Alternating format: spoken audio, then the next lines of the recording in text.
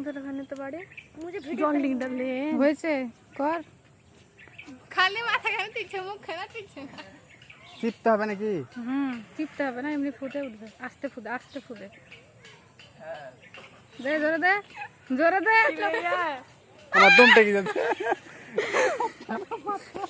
मारे हला धंधा সামনে থেকে লাভ দিই।